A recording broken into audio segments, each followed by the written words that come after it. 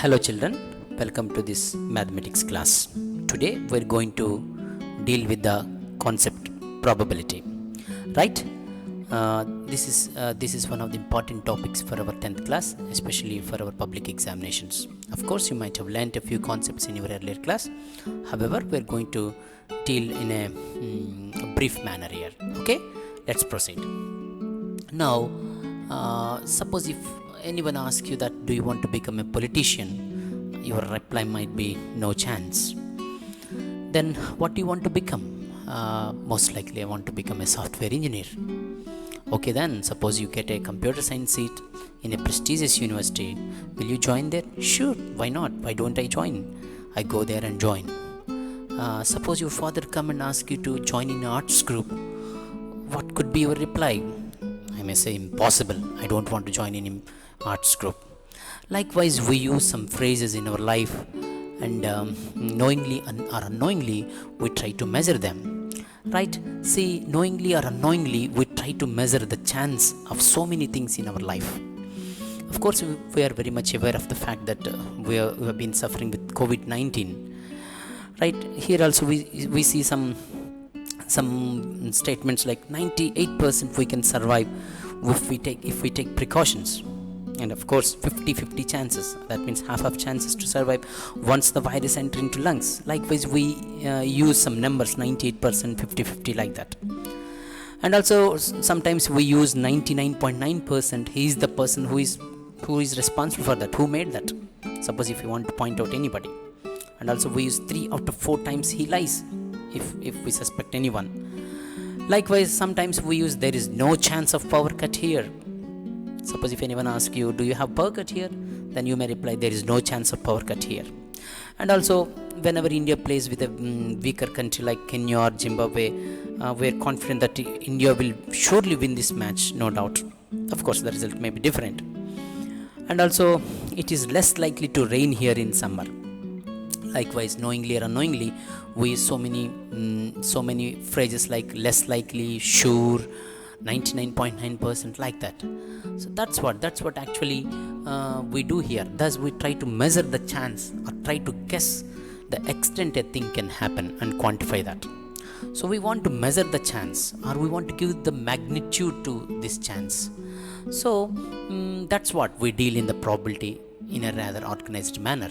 So we start from 0, that means impossible. So for impossible, we give the number 0, and we go all the way to 1, that means certainty. Suppose if we're sure, we're confident enough that we give 1. So that's why our journey is from 0 to 1 via the equal amount of doubt, means half. Half means here equal chance of happening or equal chance of not happening. So that's why let me remind you one of the statements given by a French mathematician, Simon Laplace, that probability theory is nothing but common sense reduced to calculations.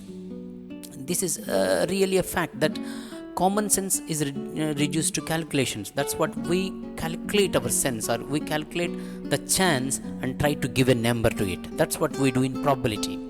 Right? So here our journey is from 0 to 1, from uncertainty to certainty, or no chance to certainty. This is what we are going to do in our probability. So many people try to do so many things with these kind of things. They probed and they went for so many experiments, try to give a shape to this probability. So here are the list of 3 persons. First, Buffon done an experiment. He tossed a coin for 4040 times, and he noted how many times head would come up. He noted that 2048 times heads came up. That's why the chance of happening head is 2048 by 4040. He calculated like that. And also Keris did the same. He threw 10,000 times and heads came up 5,067 times. And he concluded that the chance of getting head is 5,067 by 10,000. And Pearson thrown 24,000 times and 12,012 times head came up, and he concluded that the chance of getting head is 0.5005. All these persons done some experiments and recorded their observations and made estimations by actual experiments.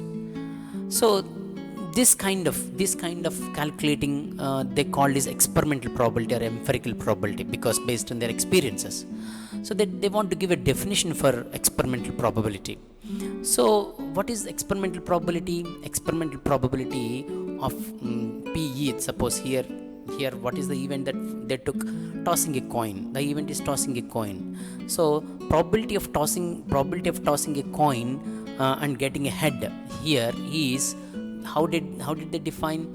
Probability of E is equal to number of trials in which the event happened over total number of trials. That means the number of trials in which the result they are looking for by total number of trials. Thus they gave the definition for experimental probability or empirical probability. But this is not always possible. Experimentation is not always possible because sometimes it is not feasible and sometimes it is expensive. For instance, if we want to find the success rate of launching a satellite, we cannot repeat that experiment of sending satellites because it is not feasible. Even though it is feasible, it is very expensive. So experimental observations recordings is not always possible. That's why we need to deal with differently. There arise the concept called theoretical probability or classical probability, or simply what we use, probability. So this is what we're going to look into. What is probability? This probability would not mind about doing experiments, but without doing such experiments, it tries to measure the chance of happening. Right? So theoretical probability means without doing any experiments, we're going to measure the chance. So before learning this, we need to learn a few terms associated with this concept. So among them, the first one is random experiment. What is a random experiment? Here it is. If an experiment is conducted any number of times under essentially identical conditions, of course we have a set of all possible outcomes associated with it. If the result is not certain and any one of the possible outcomes, result is not certain but any one of those possible outcomes, that experiment is called a random trial or random experiment. Yes, what is this experiment? In this experiment, we know the list of all possible outcomes, but we do not know what would be the exact outcome in that particular experiment. Suppose if I throw a coin, I know that head or tail would come up. But I don't know whenever I throw, suppose this time exactly head would come up. No, we cannot tell like that. Such experiments are known as random experiments, right? So likewise, throwing a dice. If I throw a die, you may have 1 or 2 or 3 or 4 or 5 or 6, but you do not tell in particular experiment that 6 would come up this time, 5 would come up this time, likewise. Such experiments are known as random experiments, right? So in this random experiments, the outcomes are known as elementary events. Okay, elementary events. So each outcome is known as an elementary event. Suppose as I told you, in tossing a coin, the elementary events are getting a head or getting a tail. These are the elementary events. So in throwing or in rolling a dice, the elementary events are getting 1 or 2 or 3 or 4 or 5 or 6.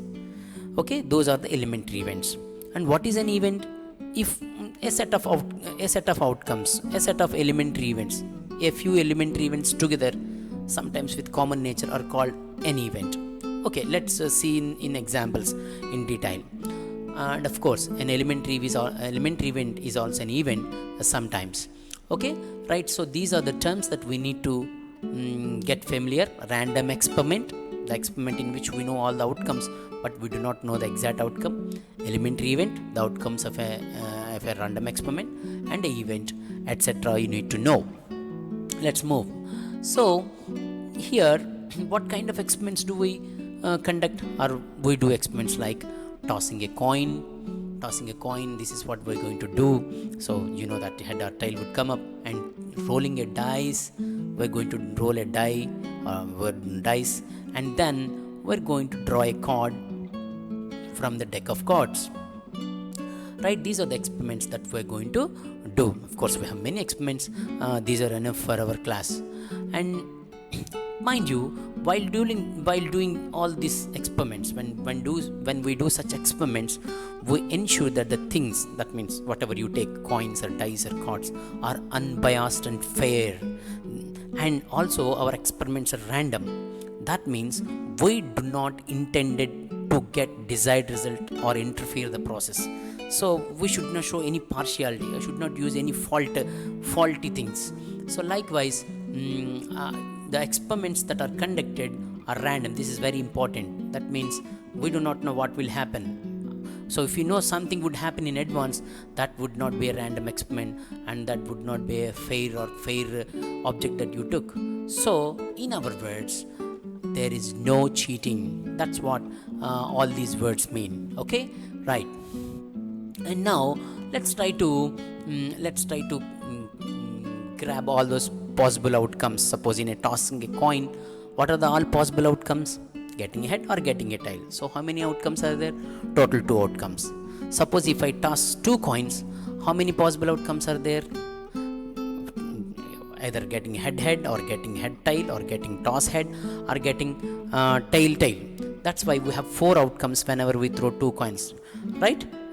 So these are the total outcomes when we throw 2 coins. This is very important because we should know all possible outcomes in an experiment. Suppose the experiment is throwing a single dice, then what are the outcomes? Yes, getting 1 or 2 or 3 or 4 or 5 or 6. That means we have total 6 outcomes. Suppose if we roll 2 die, then what are the possible outcomes? How many possible outcomes are there? Here it is. List 1 1 1 2 1 3 1 4 1 5 1 6. Anything can fall. Suppose you throw 2 dice, you may have one of these sets. You may have 4 3, or sometimes you have 5 5, likewise. So how many chances are there? How many possible outcomes are there? When 2 dice are rolled, number of possible outcomes is equal to 36, right? So we need to know all these things because we are going to use them, right? Suppose again, let me repeat. Tossing a single coin, how many possible outcomes? 2. Tossing 2 coins means 2 square, 4 possible outcomes. Tossing 3 coins means how many possible outcomes? 8. Thus, tossing a coin 4 times means how many possible outcomes are there? 2 power 4, 16. So in general, tossing a coin n times, the number of possible outcomes is equal to 2 to the power of n. This is very important. In the same manner, if we look for the dice, when we roll a dice 1 time, we get 6 outcomes, of course. When we roll dice 2 times, 6 square, that means 6 times 6, we get 36. When we roll the dice 3 times, how many possible outcomes are there? 6 cube, that means 216. Likewise, rolling a dice n times, how many possible outcomes? Number of all possible outcomes is 6 to the power of n. So this is very important, remember. So some more definitions we need to define before actually going to the actual definition of theoretical probability or probability. That is, one of the most important them is equally likely events.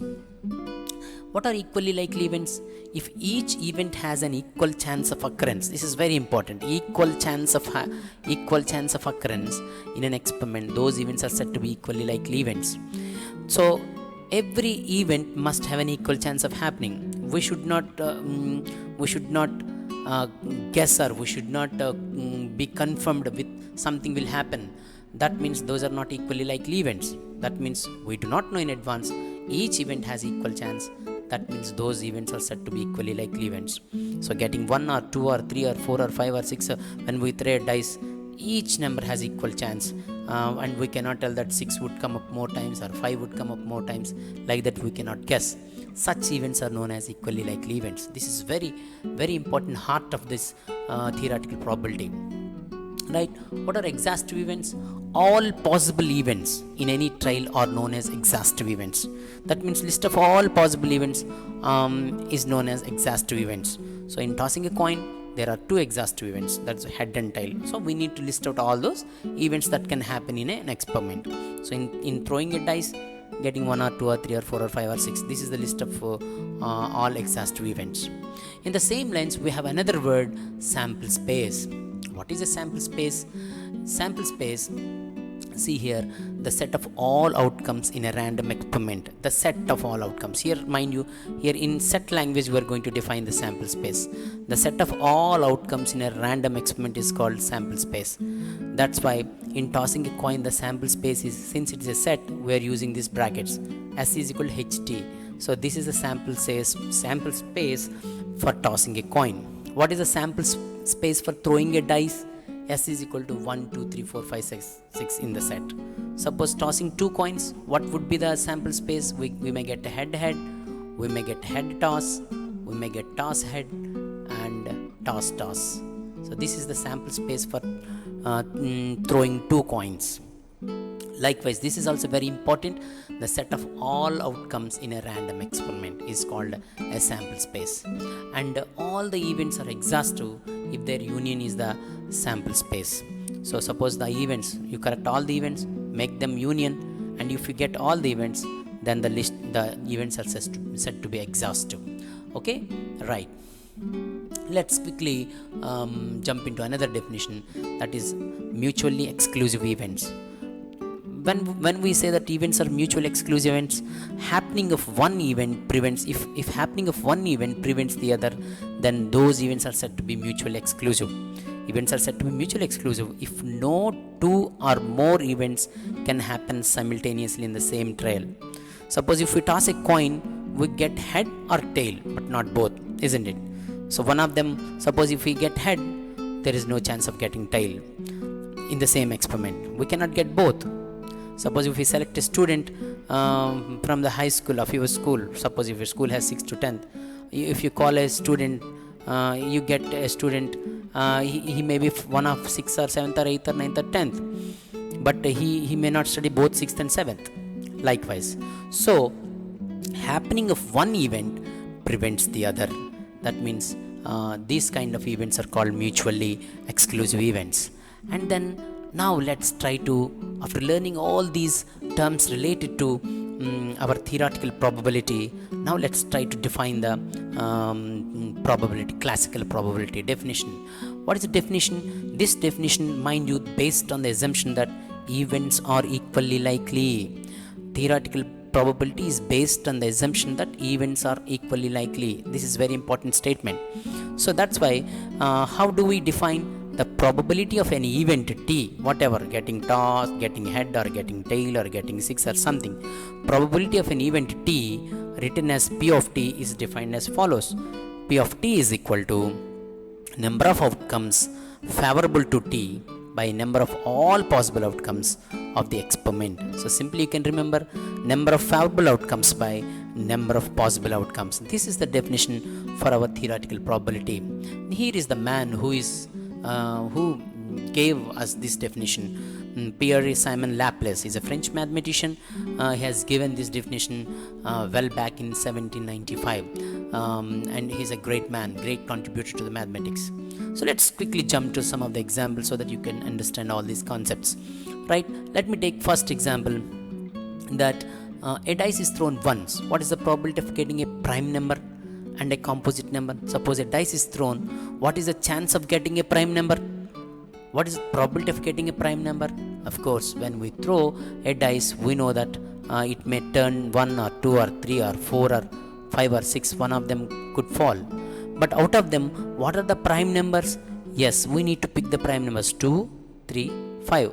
So if any one comes, if 2 dots come or 3 dots or 5, then we get a prime number. So how many favorable chances for us? 3 favorable chances out of 6. That's what we're going to do in an organized manner, in a systematic manner. Let A be the event of getting a prime number. We are doing the first question, right? Mind you, right? A be the event of getting a prime number. This is the good practice to start. Name the event that you are going to find. So I named it as A be the event of getting a prime number. What are the favorable outcomes for A? 2, 3 and 5. How many are there? Number of favorable outcomes? 3. How many possible outcomes? Anyone from 1 to 6. That's why we have 6 outcomes. So probability of getting A is equal to number of favorable outcomes by number of possible outcomes. That means 3 over 6, that is 1 by 2, 1 over 2. Half chance is there, isn't it? Because 2 or 3 or 5, we win out of 6, that means we have half chance, 50-50 chances. Then what is the probability of getting composite number? Here again, what are the composite numbers? 1, no chance, 1 is not a composite number. And what about 4? 1 is neither prime nor composite.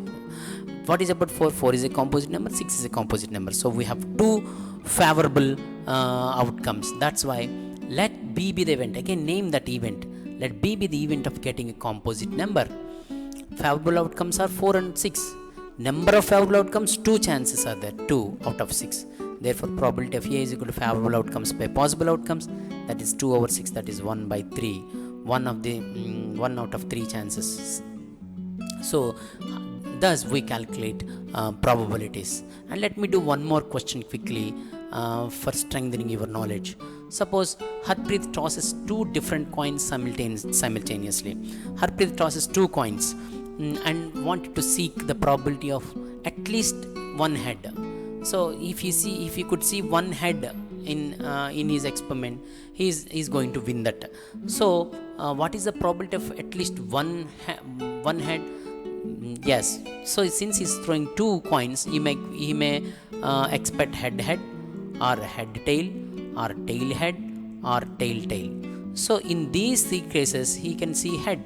In one case, he cannot see head. That means he has 3 favorable chances, more chances out of 4 chances. That's what we are going to do. Let E be an event of getting at least one head. So what are the here I am doing in a different manner in sample space language. What is the sample space? S is equal to, that means list all the possible outcomes. So how many are there? N of S is equal to 4. 1, 2, 3, 4. Now number of favorable outcomes to E, how many? 3. So what is N of E? This is equal to 3. Therefore probability of A, in fact I should write probability of E. Probability of E is, because we took E as the event, probability of E is equal to N of S by N of E. That means 3 by 4. Yes, 3 out of 4 times he would win, because in 3 times he is going to have a head. And that's the way we complete this problem. And one more question. See here, a bag contains, there is a bag, it contains 11 lemon flavored candies, chocolates. Malini takes out one candy without looking to the bag. Malini took a candy and she's not aware of what is there inside. What is the probability of that she takes out? She takes out an orange flavored candy, and second question, a lemon flavored candy. Shows she is taking out of a bag that contains only lemon flavored candies. What is the chance of getting orange flavored candy? No chance. You may guess that, because that bag contains lemon flavored candies. How can you expect an orange flavored candy?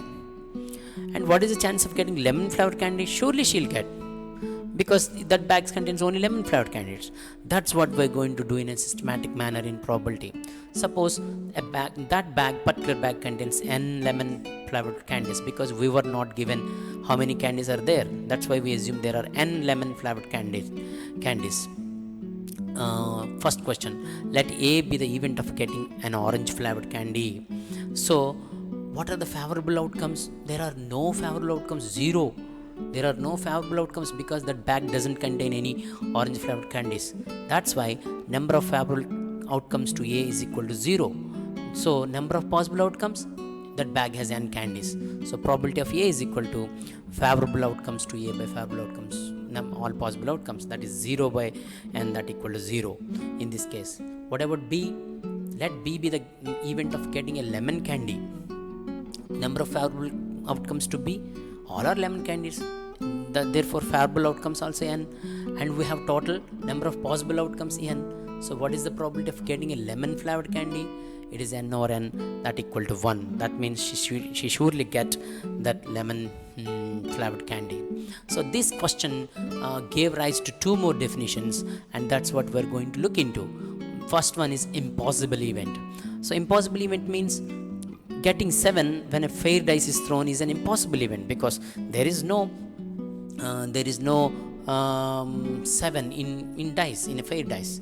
That's why we never get 7. So what is an impossible event? If an event has no chance to occur, such event is known as impossible event. Its probability is 0. That's what we have calculated in candy problem. So impossible event means no chance of happening. And what is another definition is certain event. What is certain event? If an event is sure to happen or sure to occur, such an event is known as certain event or sure event, and its probability is 1. Like suppose when a dice is thrown, getting a natural number less than 7 is a certain event. What are the natural numbers less than 7? 1 or 2 or 3 or 4 or 5 or 6. So surely when we throw a dice, we get one of those. That's why it is a sure event. Likewise, we have impossible event, sure event, or certain event, and their examples. So probability of an event ranges from 0 to 1. That's what we are looking into. From 0 means impossible event, 1 means sure event. That's what we also had a look at in the beginning itself. Our journey is from uncertainty to certainty. So this is the important relation that we need to remember. A probability of any event is ranging from 0 to 1. So in between, probability of all events will lie. Suppose if anyone tell you that probability of an event is 3/2, there is no chance of such answer because it is more than 1. Okay, so because our maximum value of the probability is 1 and the minimum value of the probability is 0, right? And one more definition, we need to look into complementary events. So two events are said to be complement to each other, or a pair of events are said to be complement to each other if the sum of the probabilities of their occurrence and non-occurrence is 1. So we always speak about happening of one thing, but we do not focus on not happening. Suppose getting ahead, we speak about of getting ahead, but we do not speak about getting not ahead. Likewise, when we speak, it gives rise to this kind of situation. If the probability of happening of E is denoted by P of E, then probability of not happening E is denoted by P of E bar. So when we add them, if we get 1, those events are said to be complementary events. Suppose example, in throwing a dice, getting an odd number and not getting an odd number are complementary events. Getting an odd number, what is the probability? Calculate 6 out of 3 times we have odd number, therefore 3/6. What is the probability of not getting odd number? So not odd numbers also 3 are there, that means even numbers are 3 are there, 3 out of 6. If we add these two, 3/6 plus 3/6, that means 6/6 is equal to 1. So probability of getting odd number and probability of not getting odd number is equal to 1. That's what complementary events means, right?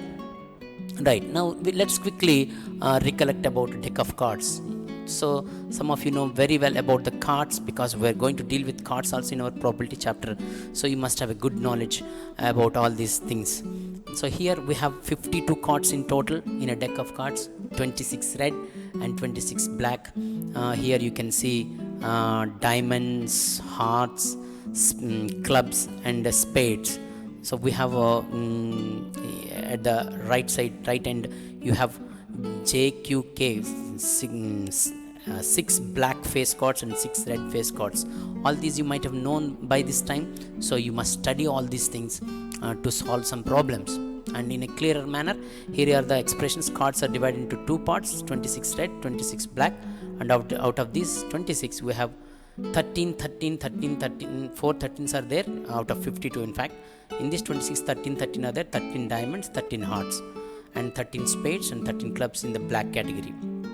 So here we have instead of 1 we use A, and we have JQK, 3 face cards. So in each category we have 3 face cards.